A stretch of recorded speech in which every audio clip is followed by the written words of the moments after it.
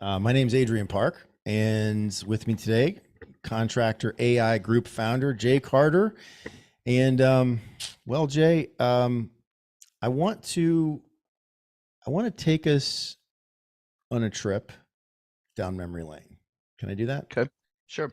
I'd like to share my screen if I can. Mm-hmm. Let me know when I can do that. There you go. So we're gonna go back in time. All right.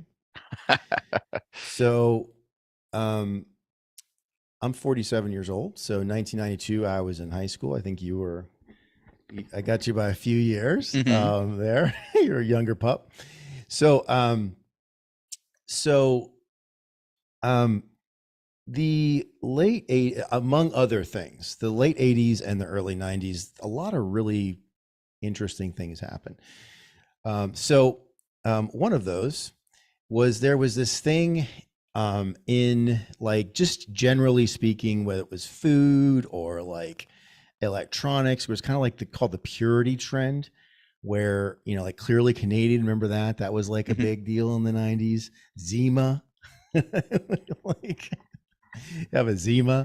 And then the Game Boys, they did this thing where, like, they were gray when they were first released, but then they did this like housing where you could see like the circuit board and stuff like that. So it's called the purity trend. So I wanted to ask, like, was Crystal Pepsi as bad as we remember? I know what my answer is, but believe it or not, there's actually some people out there that would disagree with me, that Crystal Pepsi is not as bad. I remember the first time I tasted this, and I thought, what were they thinking? So, and remember New Coke. So, okay, so I'm going to pause here. So in 1985, Coke launched New Coke. And for all of us Americans and around the world, Canadians, Mexicans, Western Europeans that love, I'm not trying to exclude people, just I'm going to stop there, that love Coke. Everybody thought, like, oh man, Coke's so good. What's New Coke going to be like? Well, New Coke was like hot garbage. Biggest product disaster in history. Like, well, okay, I'm saying the biggest. It's in the top 3 or top 5 biggest product disaster, certainly at scale, right? New Coke, though, was a response to the Pepsi challenge. Remember the Pepsi challenge? And now I know Mm-hmm. you. This is I'm getting to you, like, you're really young kid. I mean, I was like I sub remember 10 the years Pepsi old. challenge very well. Okay, When they gave away a so jet, but you couldn't get the jet. that's right, the Pepsi Yeah. challenge, the chat, yes. So the Pepsi challenge was like this long-standing thing that started in the 80s, and so there were these commercials in the 80s, like from like the early, like mid 80s through like into the 90s, and people would have like they would taste one cola and the other cola, and they were genuinely picking. This wasn't put on. They were actually picking Pepsi over Coke, and it was a shocker to the world because Coke was the juggernaut, right? So, sorry, my mic's falling apart. So New Coke was so Coke sees this, and of course they're actually losing now to Pepsi. Not losing, but Pepsi's picking up steam and they're selling more product. So Coke comes up with New Coke. It was a response to the Pepsi challenge. All right. So over the course of I want to say 7 years, New Coke law essentially in today's dollars cost $6 billion. So that was 4% of the company's value from 1985 to 1992. Okay, which is a substantial amount of money. I mean, imagine if your company lost 4% of its value overnight. Right, that's a big loss. So again, New Coke was actually, and I forgot this, it was actually on the shelves from 85 to 92. So literally after New Coke had bombed and been the biggest disaster of, certainly for Coke's history, after that happened, Pepsi launches Crystal Pepsi on the heels of that. Okay. And I'm going somewhere, so just stay with me. So Crystal Pepsi launches in April of 1992. Literally, like Crystal Pepsi was launched and New Coke was shut down, like literally within the same, like within a 6-month period. Okay, which is a little weird if you ask me. Pepsi spent in 1992 $40 million. Today, $223 million, which was a lot of money. Was and is a lot of money. Oh, and they remember the Van Halen. The Van Halen did a commercial for the Super Bowl that year in 1992. So on the heels of that, in the same month that Crystal Pepsi was launched in April of 92, Tab Clear from Coke is launched. Now, there's a little bit of a conspiracy here, and you and I were talking about it just a minute before we went live. So the conspiracy theory is that Tab Clear was launched. Essentially, it was born to die. It was launched to show consumers what how terrible clear colas were, and just basically to kill Crystal Pepsi. Although, in my opinion, they really didn't need that. It was sort of like, I mean, they didn't need to launch Tab Clear to kill Crystal Pepsi. It died all on its own. But there's a conspiracy out there nonetheless that says that that's why Coke launched it. And I think one of the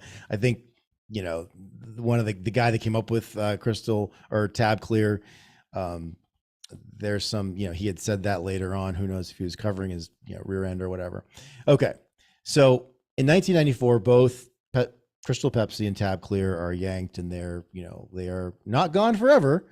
Tab Clear came back in 17, and I think Crystal Pepsi came back last year. The last couple of years is like on 30-year anniversary of their failure. Okay, so how do two companies have so many? That's a long run of very, very large failures and not knowing. And think about this, Jay. Like, we're talking about your roofing business, the mason restoration business that I ran, and like some of the things we did and didn't do, and the failures and things like that. But I mean, the information you and I have access to, I mean, is, while it's meaningful and substantial, certainly nothing like what a multi-billion-dollar company has access to, right? So you have to ask yourself, how do two companies with so many people working on this, so much information, so many people analyzing the information, how do they have these spectacular failures? And here's my theory. So I think it was because they were out to win the war versus understand what our customer really wants, right?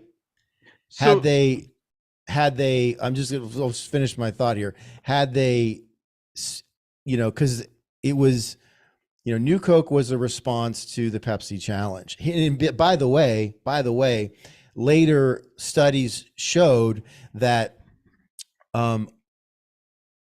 people preferred Pepsi more when they had a sip versus drinking the whole can. So again, a little bit more. That's an important data point, right? That if Coke had known that, or had maybe done some more research of their own, they would have found they maybe wouldn't have launched New Coke. Maybe we never have New Coke, Crystal Pepsi, and all of these fantastic failures. Over the course of almost 9 years. So I think that's an interesting way to to segue into talking about, as contractors, there's information that we can use all around us, right?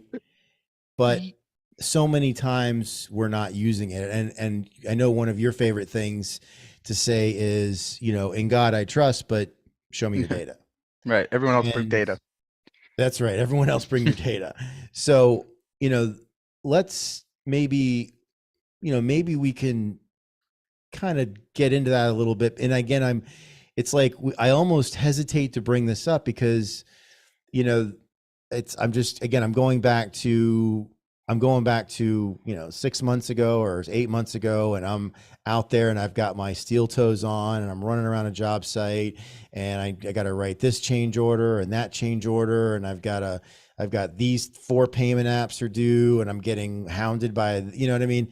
Yeah. And and then it's like, how do I fit in, how do I fit in looking at, actually looking at my data or the information that's Y- available to me so I can make more informed decisions about my business. Absolutely. So let's address first the Coca-Cola Pepsi thing, because I Okay, see we're it gonna in go back to that. All right. slightly different way. Okay. So, and this applies to marketing. Okay. You have to understand that in the world we're in, those organizations actually still take big risks and big chances with data. Okay. And they practice an 80-20 rule. The reason they can afford to take, and what seems to us as being big, huge losses, is that they're not a shot in the dark. Because here's the reality. Nobody there isn't a marketer on the planet that knows precisely what to do to move an audience. Okay. They have a good idea and they know their past experience, but nobody, and again, you guys take this, listen to what I'm saying with this.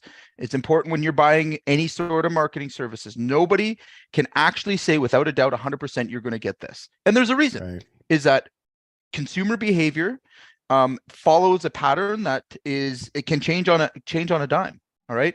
So in marketing, what you try to do is actually you try to scale on failure. Everything's a failure until something works. Okay. So like when I'm running ads, for example, we're running a set of 100 ads at a time.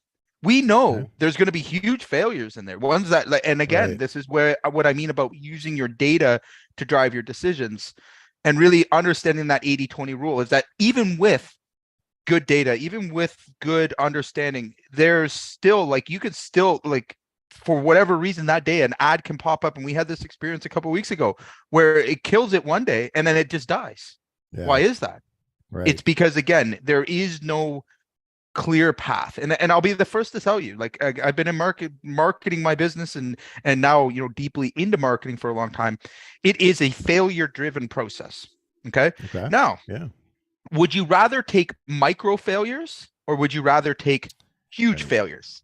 Or would you rather stay stuck, or would you rather use data to get unstuck? Okay, so this is the decisions we've got to make.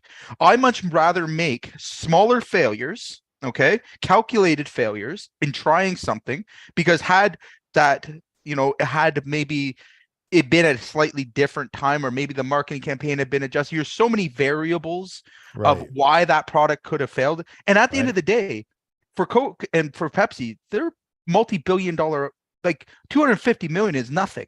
That's a test. They tested the market. It didn't work. Now they can collect that off the board.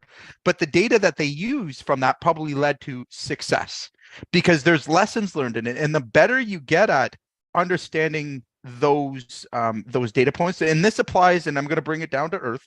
This applies so much to everything that I've done in my business, in my life.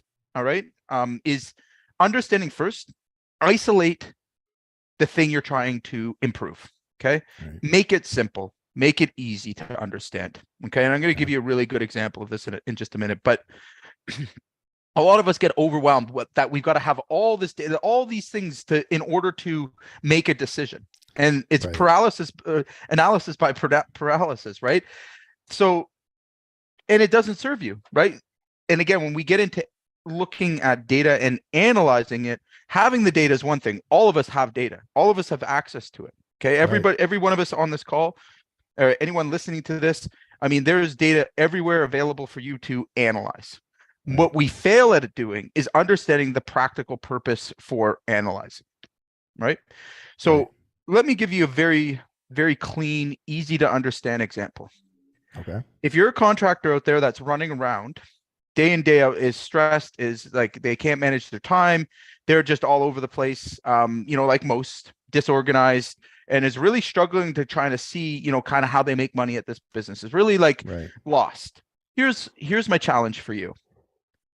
Analyze your time. Okay. Take yourself, make sure that you pick three or four times in the day where you set your watch up, right? It dings, and you just write down all the things you've done in the last 4 hours. Write them all down. Do I right? You do that for 1 week. All right. Then go back and categorize them. All right. We have a guide for this. All right. Analyze what you're spending your time on. and you're going to see some huge insights. I do this for myself all the time because I start to see why I'm running around. All right. It's very clear. How much time did I spend on my phone? How much time I mean, there's also apps out there that you can download and use for this, but this is a really good start for understanding your time. And don't you dare try and scale a business or grow a business or, add more until you can control your time. If you can't control your time, if you don't have control on that and you're able to make decisions based on the things, you're not using calendars and stuff like that, good luck.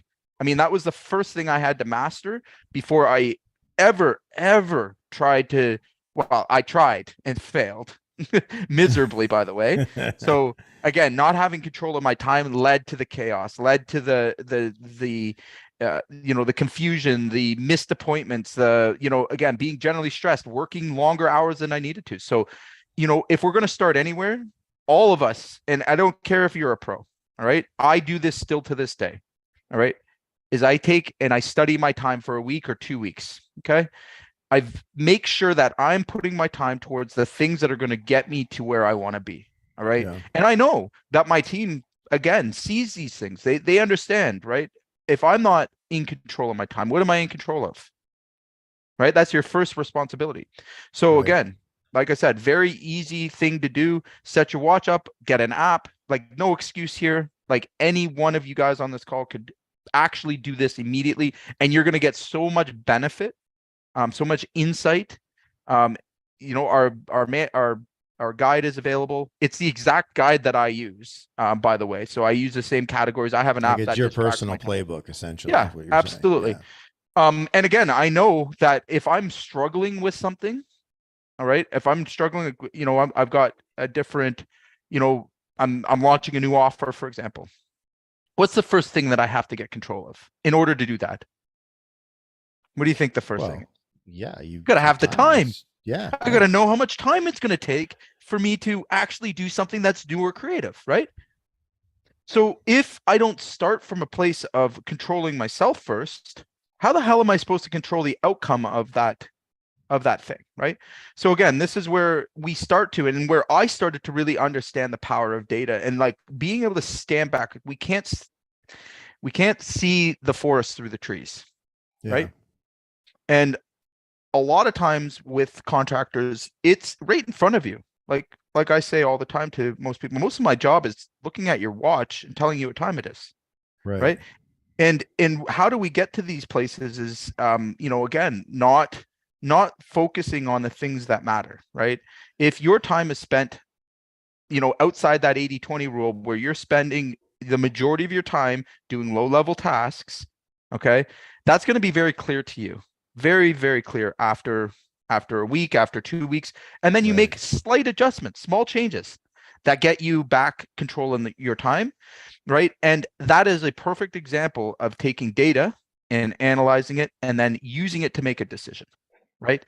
So, and I challenge everyone, because there's no excuses to this one. You don't need tech. You need nothing. You need a pad of paper if you want to go, and a stopwatch, basically. Well, I want to say this, Jay. I think, so you are, I don't know if you would say this yourself. I mean, I don't know if you would say this about yourself, but you are one of the, to me, quintessential examples of this, because we were talking, I don't know, it was like a month and a half ago, and you were having a busier week because there was a big storm. Mm-hmm. And so you were telling me how your roofing company ran different ads and you just got crushed with new projects because of this big storm. And so let me ask you, so if you were, and so again, by the way, so for anybody who doesn't know, so we're here on this call. And so what we're talking about today, Contractor AI is where Jay spends, I don't know, 94. Yeah. I was going to say 184% of his time.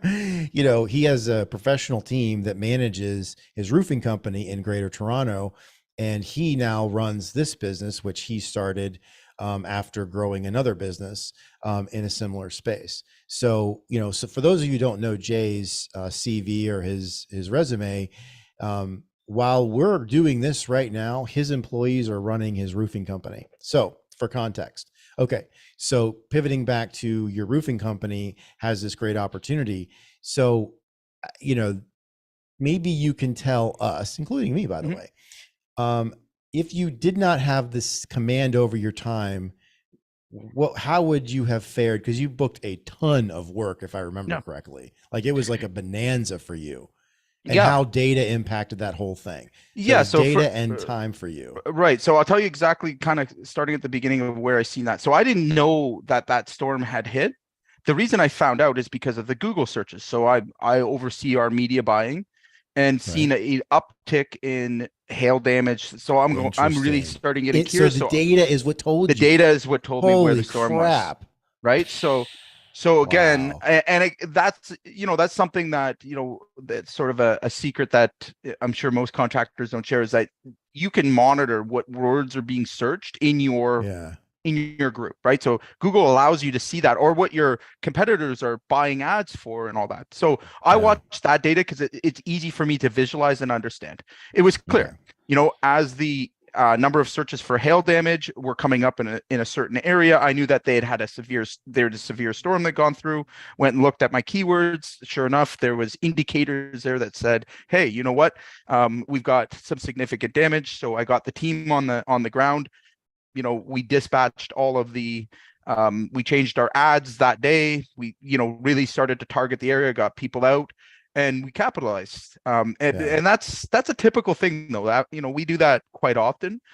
And then in terms of my time on that, the first thing I do, and again, I'm going to tell you the exact steps I took. So I realized very early on that, based on my early data I was bringing back. So we sent out a scout, hey, go check this area, bang a few doors, see if there's damage on these roofs. Sure enough, comes back, he's like, every roof. Perfect. So then I have to look at my calendar and see what I can afford to remove while I work on this project. And it was about a week. What was it going to require of me, all right, as an audit? Because there's certain things that I do that, I still do specific things, especially with marketing in my business. Actually, that's all I really do. So I had to reverse engineer and pull things out of my schedule, that would allow me to take on that project. It also allowed me to communicate to my team and say, hey, I need, some coverage on, this event or this event, because I'm going to be focusing on that. And then I gave myself a stop loss. And I don't think a lot of people practice this. It's after you get control of your time, you start to put stop losses on things. So new opportunity, how much time am I willing to put into this?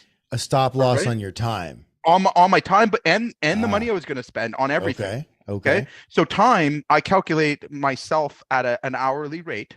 All right. And I put a stop loss to the opportunity. So I gave myself, and this is how you get, something that would take most people a month done in 3 days, because it's the data that I know. I've got a clock ticking in front of me. You only have 5 hours or 6 hours, and your efficiency goes through the roof, right?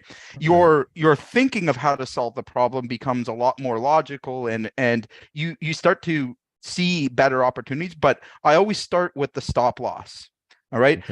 At what point do I pull the plug if this is not meeting the expectation? Right. I do the same in marketing nonstop. Right.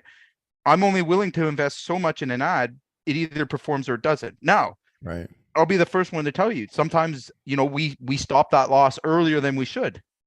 That's okay, because it falls into the 80-20 rule, right? There's always, I'm only looking to be right 80% of the time, right? On that storm, the same thing. I could have been dead wrong, completely wrong about the whole situation. And, it was, it only hit certain, lower level areas. That could have been very much the reality. But I didn't set myself up for complete failure. All right. I set myself up as, we're going to confirm the opportunity. We're going to analyze the size of it. We're going to make sure that the company has the time, resources, and energy, and that it's going to put the company in a better position than it is now. Because stopping profitable work to do non-profitable work, like there's a whole bunch of factors. So I gave myself exactly exactly. And you'll remember it. I gave myself exactly 5 days, 8 hours. So within that time frame, I actually did it in 3.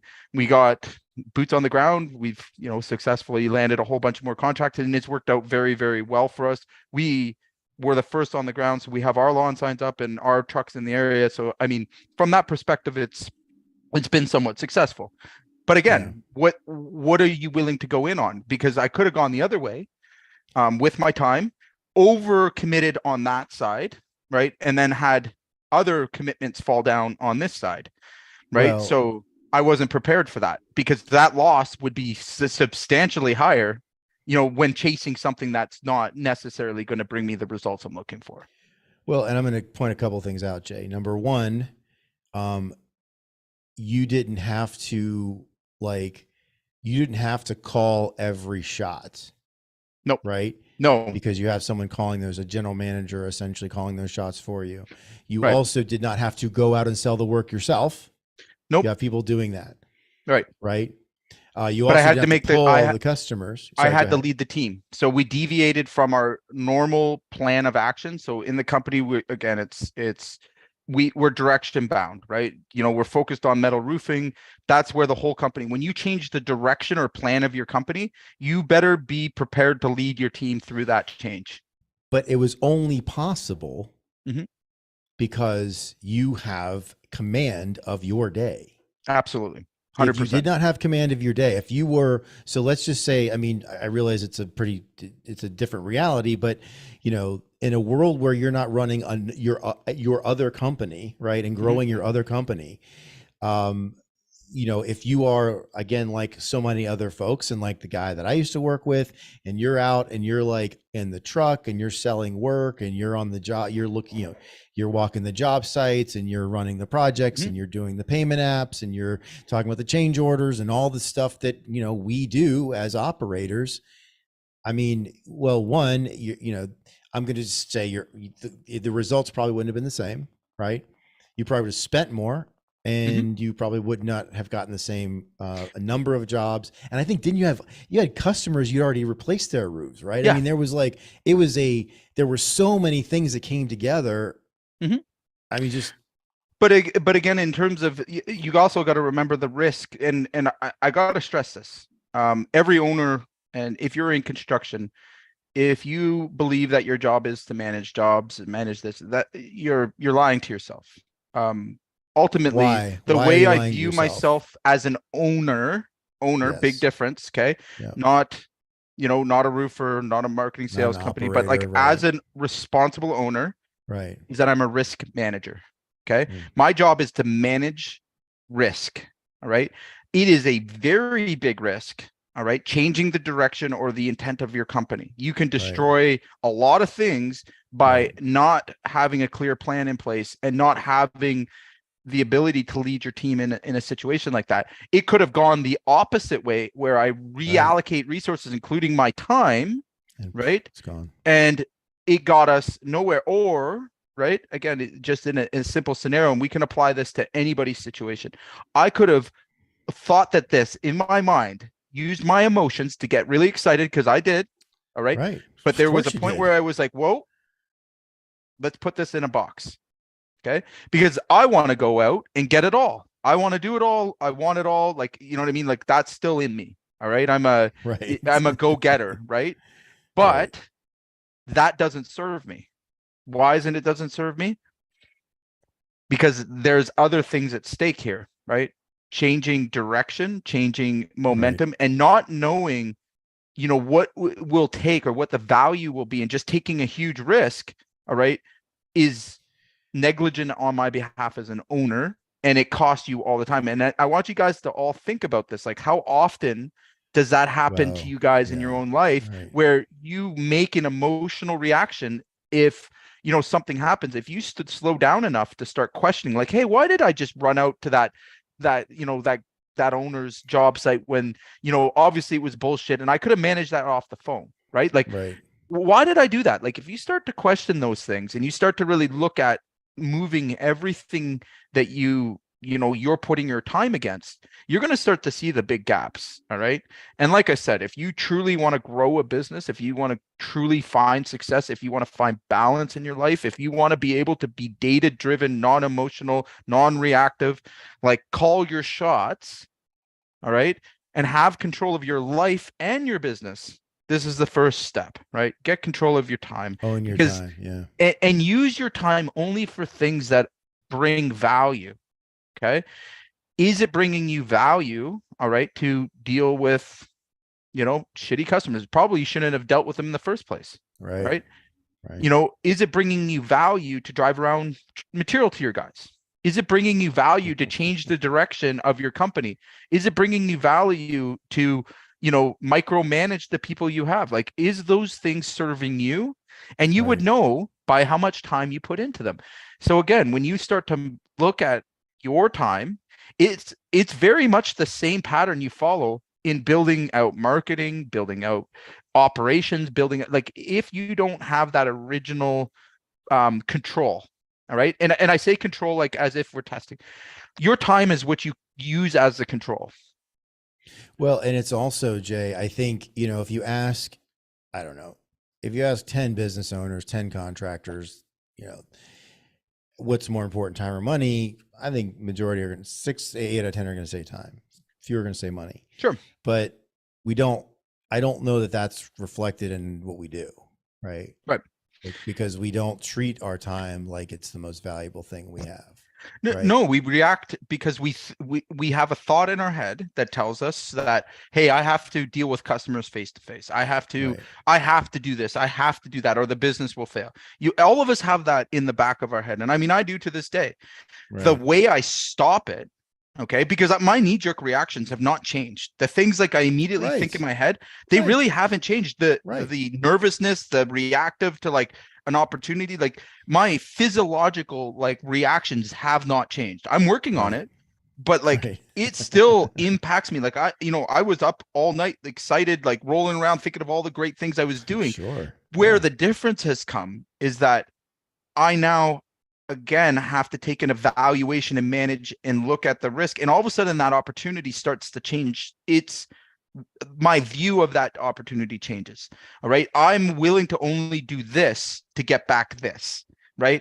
And when you start to get to that point, that's when you really, nothing gets past you in terms of opportunity. I mean, in the 80-20 rule, of course, like, I've missed like glaring opportunities, like amazing opportunities. I've let employees go that I shouldn't have. Like I still make mistakes, but again, on average, 80% of the decisions. And how many of you guys, when you really look at your day-to-day, life, your operation, your goals, your targets, how many of you can say that, right? That you're in the zone 80% of the time? Because if you can, listen, that's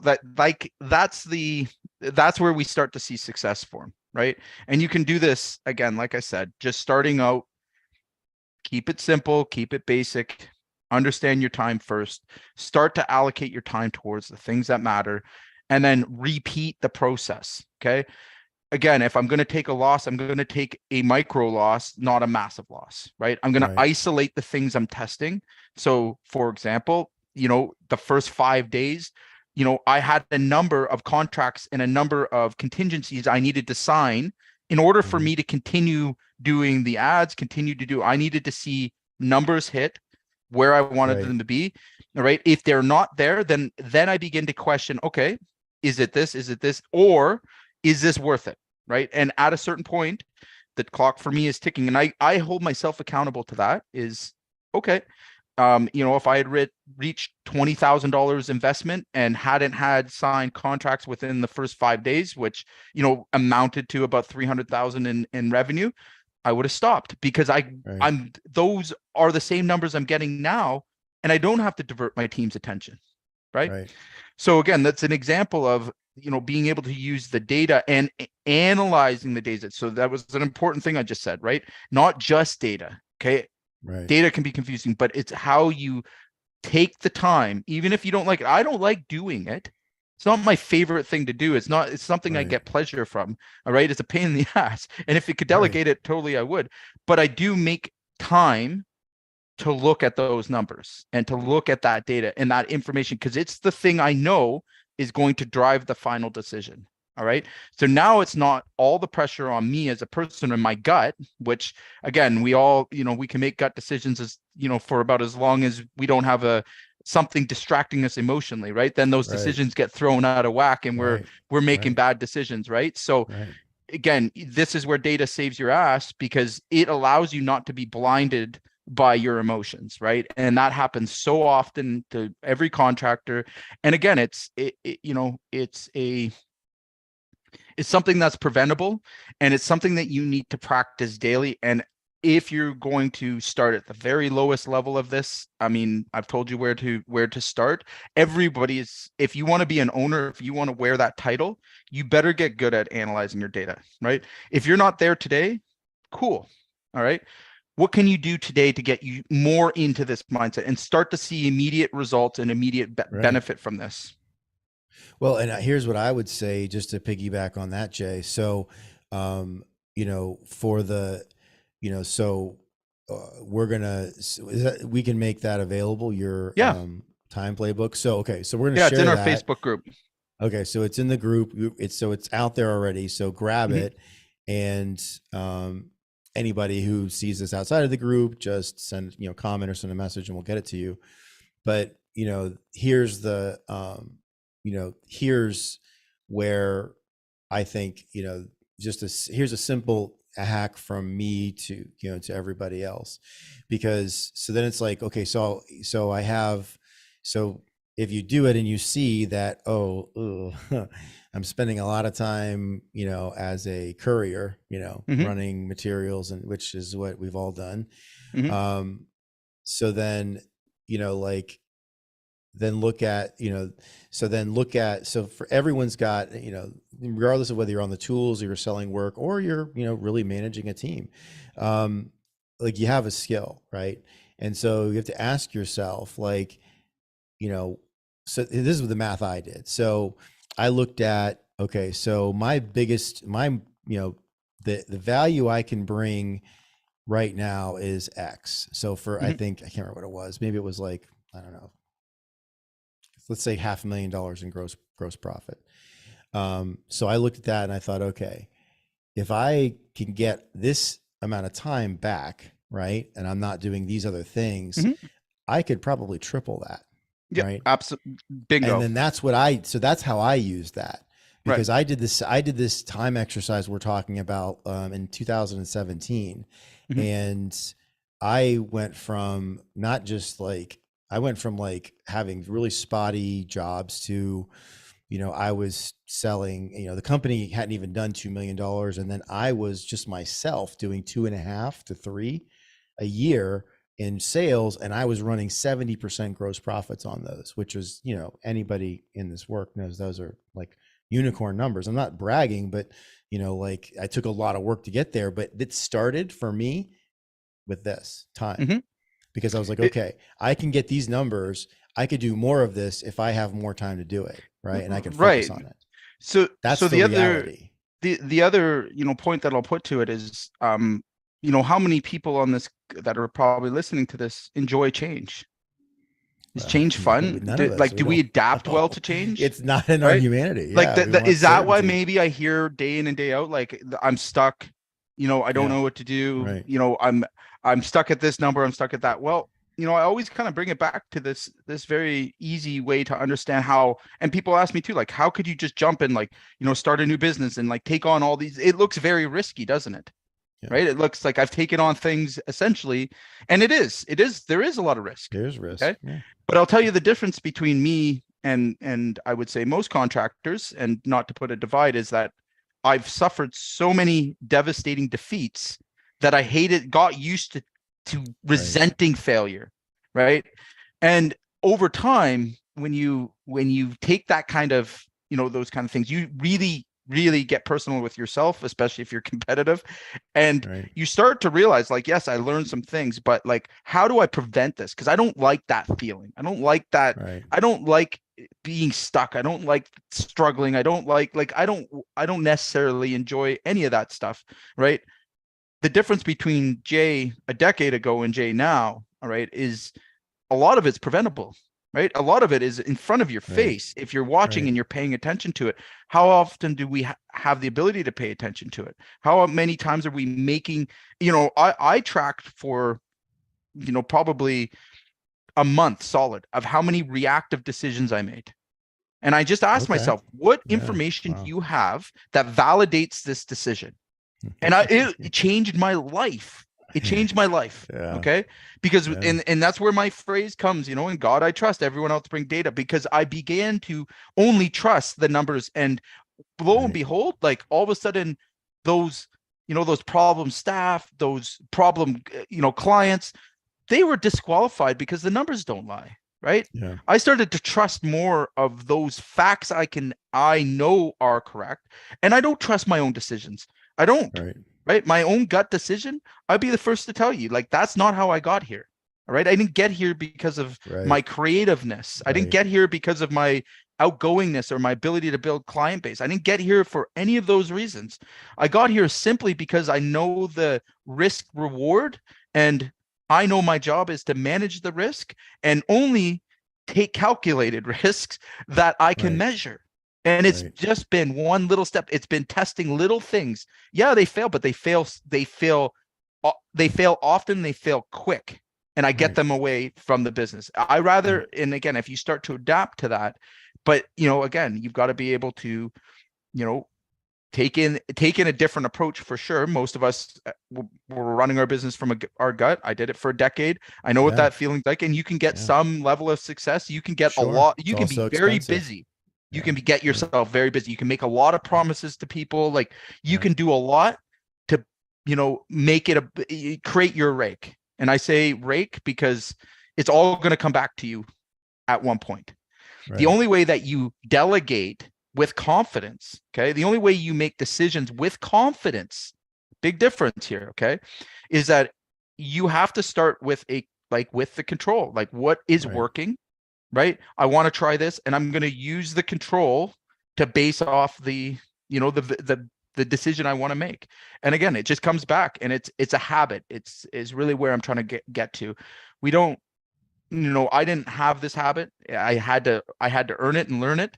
You guys out there now, if you're listening to me, like, and you understand what I'm saying, I mean, once you start to build that habit and start to question those decisions and only make your strong decisions off your data, you're going to see your life change. You're going to see everything that you thought was impossible, or you thought that, was way out of your range, even your view of yourself. And it's not hard, right? Like if somebody tells you, you've got an, 1 out of 10 chance of hitting this target. Is that target so relevant now? No. Right. Well, who's telling you that?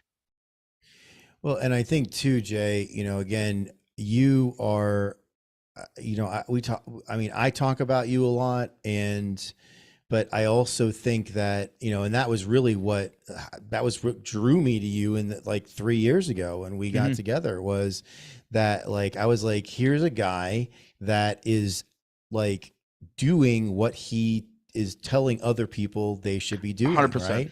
And, and so for anybody out there that's like, well, I don't want to start another business. We're not saying that. Nope. Here's what I'm going to point out is that you get to do what you want to do. Right. Yes. So you love marketing. Right. So you get to spend your time on Jay Carter Roofing on the marketing. And so you spend a little bit of time every week there. And then now you're building a new business that is doing a lot of work around marketing. And so, absolutely. I mean, personally for me, I think one of the things that I found and that I fell in love with in contracting was I loved being outside. I loved being on job sites. I loved driving. I loved windshield time and going to look at these jobs. And I just, there's such a feeling of freedom, like being in the open air. And I absolutely loved that. And the thing that I love about being a business owner, entrepreneur today is like that on steroids, right? And so I think I want to believe that there's a lot of people out there, men and women, that they, are doing a lot of stuff that they don't really want to do or aren't good Mhm. at. And what we're saying is that, it's not easy to get there. However, like, It's not easy, but there it's is a simple. path. What's that? That's right. It's It's not not easy, but it's easy, but it's simple. simple. But it starts with, where do I spend my time? My most That's right. valuable asset, the most valuable thing I have right now, Mhm. where am I spending that? And then where can I invest that? And so that's the first step towards getting to do more of what you want to do, whether it's Uh, in your business or you anywhere you else. can't you can't do any of the things I just talked about, like, without taking like stupid risk. Like, may as well Right. go put it all on red at the casino. All Right. right, because I mean, there is cases where people have just totally ignored all these rules and have been successful, but it's rare, right? Sure. Yeah. Very, Those are very right. rare. Not the So, majority. Right. and again, the people that generally end up being successful are ones that, it's like there's a classic behavior pattern to them, is that they understand the value of their time, right? They practice their zone of genius. They keep in their zone of genius. They delegate things they don't want to do that take their energy, right? They delegate those things away. Well, listen, I just described rather perfectly what data analysts is and what we do in marketing. It's controlled tests. Hey, I like Right. that. I don't like that. I like that. I don't like that. Like, Right. I mean, again, you can apply this very simply, and your first victory will be very quick. Like, very quick. Like, if you were to make, a 5-day commitment to this and just go and, write down everything you did, just keep it in a notepad and then come back and categorize that as valuable, or what level of value that task is, you're going to see, hey, I'm spending like most people are when they do this the first time, and not that I haven't seen hundreds of guys do it and go, oh shit. All right. Right. Is that you're doing, the 80% of your time is spent doing the things that bring you 20% of the result. Right. That's what the aha moment is, going, well, if I just shifted a little bit, said no to those 20% things that are, Right. just taking up room and energy, I Right. would have so much more bandwidth to focus on the things that actually are bringing the results to me, to my life, to my business, to, anywhere you apply. But you're not going to be able to see that until you stop. And again, you collect the data. The data is, your behavior. And if you think you can remember it over a course of it, you can't. Like, it evaporates, it's gone, right? It's only when Right. you record it, when Right. you look at it, and again, you analyze it, that you start to make decisions based on that data that improve your life, right? And if you get that and you get really good at it, guess what else you can start to apply it to? Like, it goes up and up and up from there, because Right. it's It's it's a it's the beautiful same rabbit core hole. principle, right? Right. You start asking the right questions as well, right? Like, what is the time required for this? How do we know this for sure? Because the bigger your business gets, the more you're concerned with the risk that comes. It's not about making money. I'm going to make money no matter what. But what's that money? What is the money? What kind of risk am I taking on for that money? Is it Right. worth it? Right. And I'm always asking myself, and that's, again, it forces you to really look hard at the decisions, right? Like, is this helping the company or hurting it? Again, when I look at my risk, and I analyze risk with both these businesses regularly. I think I've gone Right. through that system with you. And, like, again, there's a meter. If it hits a certain thing, I have a stop loss. That's it. Right. Right. I Right. don't question it, because I've questioned it before and seen the disaster that causes. So I don't have to question it. And again, if you start to really put it all together, where it came from first my time. And the net, again, I want to point out, the net is that today you run a business, you started and run a business you want. You Mhm. also oversee and get to do what you enjoy in your roofing business, and you get to do more of the things that you enjoy as a human, right? Mhm. So, like, that's, I think, what we all want, but aren't doing the things that are going to get us there, Right. right? And we're talking about, like, how do you eat an elephant? Yeah, one bite One at a bite at time. a time, Yeah. right? So no matter where you are, no matter what you're doing, okay, think about this as being a marathon. It's never going to stop, right? We're running a marathon. Don't be hard on yourself. Don't beat yourself up. Don't think you have to have all these things.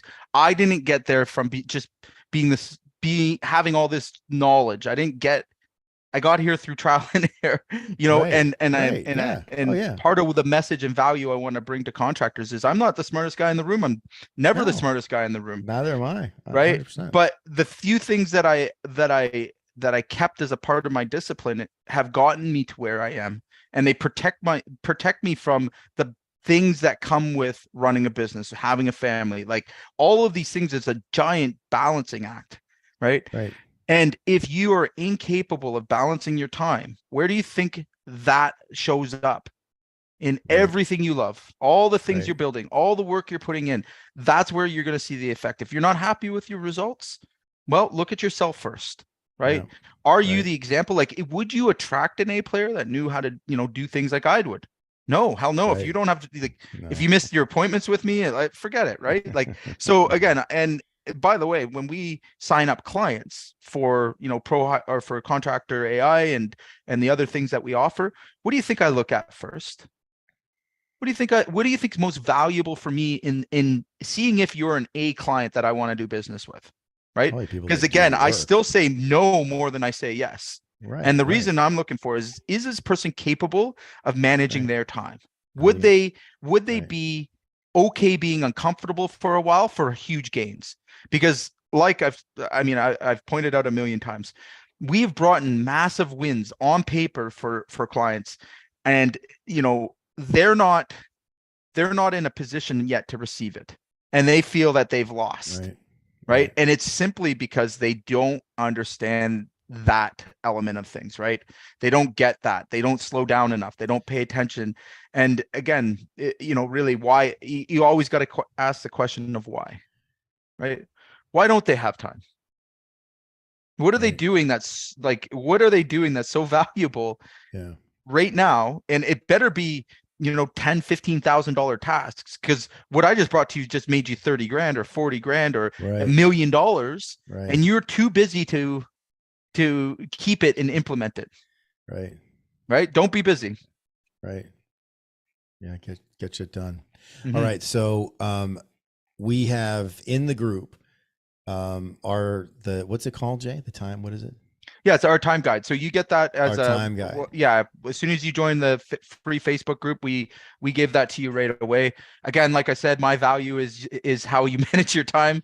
So again, if we were to engage or do anything, I want to make sure that you've got a good grip on your time so you can, get results. And I was going to say, and so for the doers out there, the achievers that grab it and actually want to fucking do it, like, they can come Thursday. You can come and show up at Thursday in School with Jay, SKOOL, and bring your time guide. And Jay, this is what we live for, right? This is what we want to, this is where I get the biggest results. Yeah, and again, time is such a big domino. Like, it's so, like, you get this one thing right, it impacts so much other stuff. So you get rid of the stuff that's holding you back, and we start adding the things that are going to take you forward. Right. So look for that. If you can't find it, again, send a message to us, or drop a comment on this live, on this post, and one of our team will make sure that we get that to you. And again, if you want help with it or insights on how to use it, right? Because this, obviously, we can't get into all of that today, in an hour. Show up, come out on Thursday, 3:00 for school, and and we can give you some help on that. So, all right. Thanks everybody for being with us. We are here every Thursday, 3:00. Friday. Sorry, every Friday. Every Friday. I said Thursday like 6 times. Every Friday, 3:00, Jay and I are live, bringing solutions, bringing some of the plays that helped us both to generate millions of dollars in net profit, get our lives back, get our time back. So we're here to serve you, and look forward to seeing you again next week.